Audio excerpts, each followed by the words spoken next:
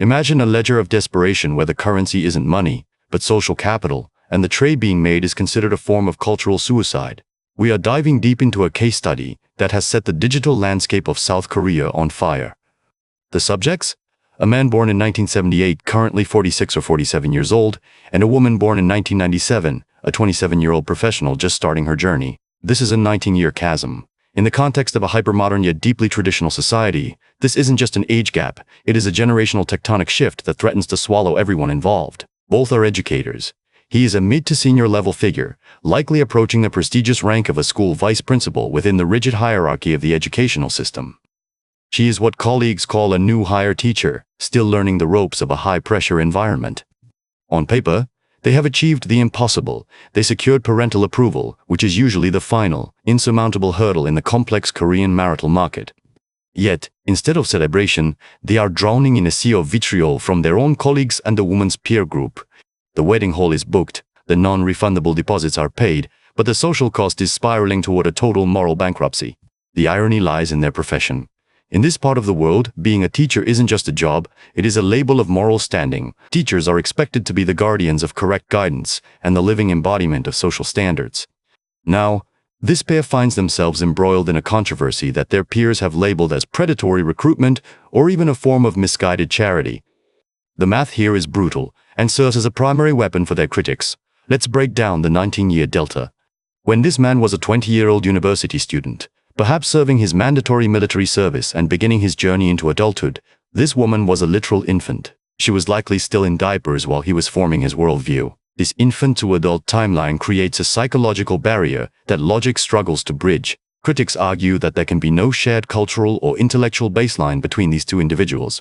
They see a power imbalance, assuming the senior educator utilized his rank and professional seniority to groom or trap a naive, entry-level subordinate who didn't know better. It is a scenario where the idea of private autonomy is revealed to be a fragile illusion. In this specific dating market, there is no such thing as a truly private decision. Every relationship is treated like a public asset, subject to a hostile takeover by what we can call the peer board of directors. This couple believes their mutual consent should be sufficient to validate their love, but they are failing to realize they are operating in a collectivist environment where social fit overrides individual agency at every turn. The message being sent to them, and to anyone watching, is terrifyingly clear. Your personal feelings are irrelevant if the surrounding market deems your trade value to be defective. The relationship is being framed not as a romance, but as a structural defect in the social fabric. This backlash is a modern evolution of ancient ghosts. While the old world values once prized the role of a provider regardless of his age, the modern landscape has birthed a new kind of social surveillance. We are witnessing a historical reversal where the critics use traditional family labels like father and daughter to shame a modern, individualist contract. By labeling this 19-year gap as being on the level of a father and daughter relationship, the opposition bypasses all logical debate and aims straight for a visceral, instinctive disgust reflex. It is a social defense mechanism designed to prevent what the youth perceive as asset leakage. Older males with established careers taking younger females out of the age-appropriate dating pool, leaving the younger male cohort with what they cynically call defective inventory. This is the beginning of a story about a vintage engine trying to fit into a brand new chassis, and the mechanics of society are screaming that the parts are fundamentally incompatible. As they walk into the teacher's lounge, a hidden algorithm of gossip begins to recalculate their worth based on every year of that 19-year delta. Within the digital walls of a private group chat, the concern expressed by her inner circle is rarely about her emotional well-being. Instead, it is a cold-blooded financial audit conducted by self-appointed judges. These friends are not protectors. They are closer to vultures in designer disguises, hovering over the relationship and waiting for the moment of impact. One anonymous observer in a popular online lounge admitted that if this were their friend, they would actually encourage the marriage just to watch the inevitable collapse in real time for the dopamine hit. It is a terrifying form of spectator sadism, where the psychological thrill of being right about a disaster outweighs a decade of shared history. They look at this 47-year-old teacher and see a fundamentally defective asset. In the hyper-competitive socioeconomic ranking of the 2026 dating market, a teacher is viewed as stable but possessing zero alpha energy. He lacks the volatile wealth of a tech CEO or the celebrity status that could potentially buy his way out of the 19-year age penalty. To these auditors, his audacity to be an ordinary man while dating a woman nearly 20 years his junior is treated as a civilizational offense. This shaming serves a much darker strategic purpose: price fixing. If one 27-year-old woman accepts a partner who is nearly 50 and isn't a billionaire, she effectively lowers the market floor for her entire social circle.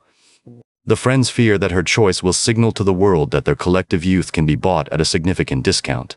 By attacking her, they are aggressively protecting the premium value of their own status. They use a brutal chronological algorithm to strip away the romance, asking with surgical precision what he was doing while she was still in elementary school. It is a tactic designed to project the predatory energy onto a legal union, shifting him from a partner to a relic of a different era. The advice she receives is equally chilling, suggesting she should prioritize a high-value insurance policy above all else. They treat his eventual health decline not as a tragedy, but as a liquidation event. It is a hedging strategy where the relationship is viewed as a high-interest loan that must eventually be cashed out. They warn her of the intergenerational shame awaiting them at the nursery school gates, painting a vivid prophecy of a future field day, where other children point and ask why her husband looks like a grandfather. This is the modern resurrection of the village gentry, where the smartphone screen has replaced the village well as the primary tool for enforcing conformity through the constant suffocating fear of social death. Now we enter the dark heart of this transaction, the compensation mindset.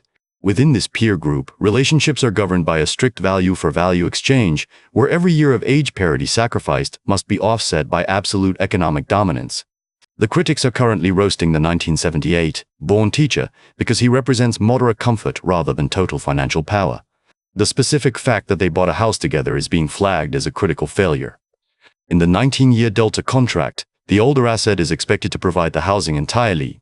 The fact that a 27-year-old had to co-invest is seen as the ultimate scam. They are screaming that she traded her youth for a mortgage she still has to pay, labeling her the world's worst negotiator. This is because youth in this market is treated as a commodity with a fixed price. If you are selling a premium asset, you must receive premium pricing, a penthouse, a black card, or a CO title. Anything less is seen as devaluing the currency for every other woman. They view her personal choice as a black market trade that threatens the official exchange rate of the female collective. Logically, they analyze her return on investment and find it wanting. She is investing her peak fertile years into a man who will be 61 when she is only 42. Unless the payout is massive, the lifetime return is negative. They see her as a bad investor who bought a penny stock at blue-chip prices. The gavel finally falls in the court of public opinion, and the verdict is absolute social exile. This 1978 teacher has reached the point of no return, where the groom is reeling from the intensity of the hate. He is discovering that he didn't just marry a woman, he declared a one-man war on a rigid social operating system. In this hyper-competitive landscape, if your friend circle excommunicates you, you are socially dead. The 27-year-old bride faces total isolation for her 19-year Delta, branded with a scarlet letter in every group chat. This is the technical mechanism of the comparison wall. 10 years from now, when she sees a 30-year-old father at a playground while her husband struggles with fatigue, the poison of regret will begin. The experts are clear. This is a short-term gain leading to a long-term collapse.